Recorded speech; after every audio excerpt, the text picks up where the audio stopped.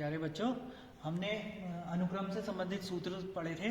समांतर श्रेणी के nवां पद और समांतर श्रेणी के n पदों का योगफल से संबंधित हमने सूत्र पढ़े थे। अब बारी है कि हम उन सूत्रों को कैसे इन प्रश्नों में लागू करते हैं। तो आइए देखते हैं कि ये पहला प्रश्न आपकी प्रश्नावली 9.2 का हमने लिया है, जिसमें कहा गया है कि 1 से लेकर 2001 तक के विषम पूर्णांकों का वियोग ज्ञात कीजिए। अब यहाँ पर को विषम पूर्णांकों का योग कह रहा है ना।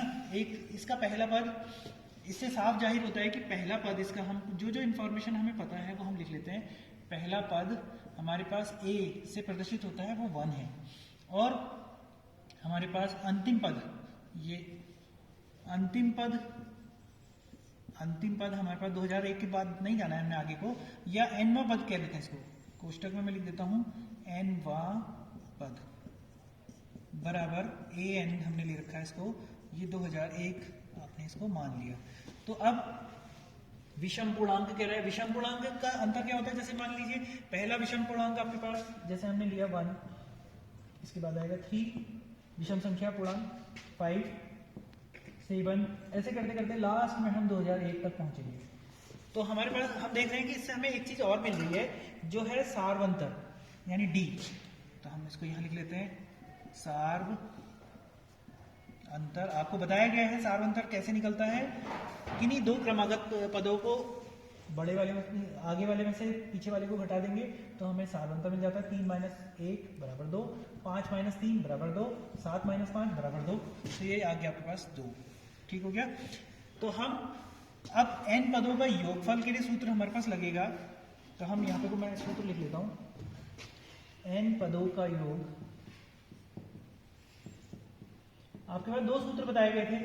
अब चूंकि यहाँ पे को आप देख रहे हैं Sn से प्रदर्शित कर रहे थे। पहला वाला सूत्र में आपको थोड़ा सा लंबा पड़ा, a + 2n - n times n/2 2a + n - 1 × d था।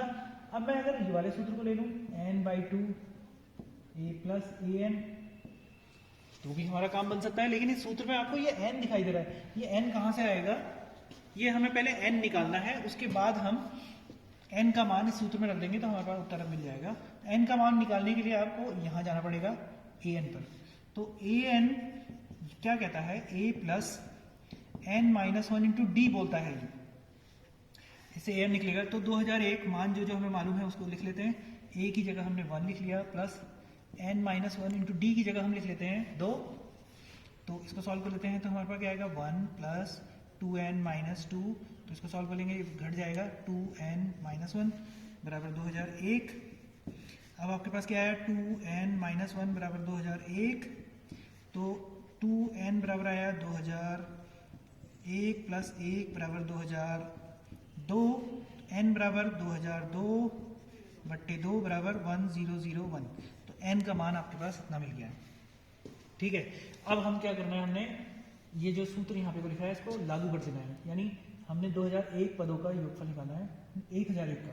तो Sn बराबर Sn यानी हमने 1001 पदों का योगफल निकालना है, तो बराबर आएगा 1001/2 इंटू a की जगह आपके पास पहला पद 3 है, प्लस आखिरी पद 2001।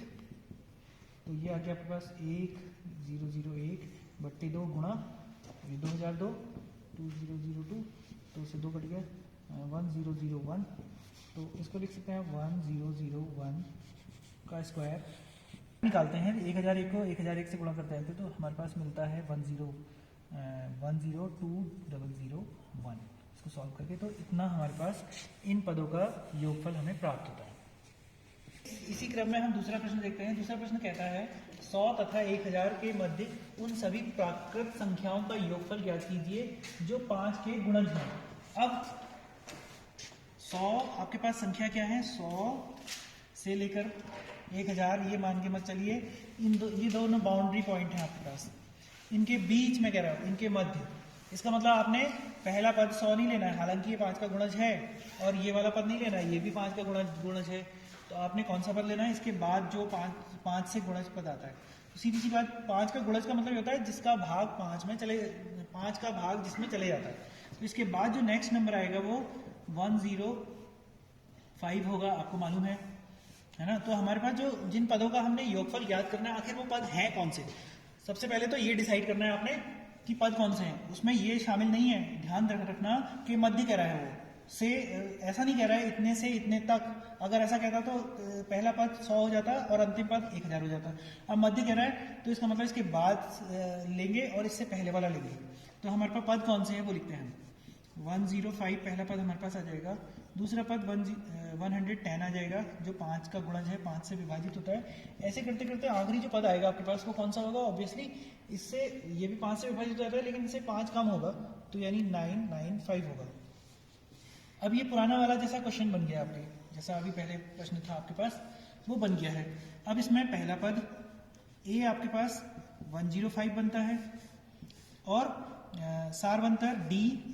अब मैं लिख नहीं रहा हूँ रीति, अब पहले प्रश्न में मैंने रीति लिख के बताया आपको। अब मैं सिंबल से आपको समझाने की कोशिश कर रहा हूँ ताकि हम फॉर्मूले पे पूरे फोकस बेस्ड रहें। तो डी कितना आ रहा है? 5 का अंतर आ रहा है। 5 के गुणज होंगे तो सीधी सी बात है 5 का अंतर आएगा, तो डी बराबर 5। अंतिम पद आप ले लो, इसको आप एल कह लो, आपकी किताब की भाषा में ले लेते हैं। एल नहीं कहते, अभी तो हमने एन निकालना है, ए एन ही कहते हैं इसको। यह आया 995, ये एनवा पद। अब ये प्रश्न बिल्कुल पुराने प्रश्न की तरह पहले प्रश्न की तरह हो चुका है। तो जिसमें हमने ए एन हमें पता है, ए पता है, डी पता है, तो हम एन निकालेंगे। से कैसे निकालेंगे? हमें पता है एनवा पद, किसी समांतर श्रेणी का जो एनवा पद होता है उसके लिए सूत्र लिखा जाता है A plus N minus 1 into D. अब सारे मान रख देते हैं। 995 ए एन की जगह, ए की जगह 105 रख देते हैं, plus N minus 1 into d की जगह 5 रख देते हैं। तो सॉल्व कर लेंगे इसको। 105 995 equal two plus 5n minus 5, तो ये घट जाएगा, तो ये आया 100 प्लस 5n 995, ये यहाँ जाके घट जाएगा। 995 माइनस 100 इक्वल टू 5n, तो ये आया 895 equal to 5n। n equal to आ गया 895 बट्टे 5।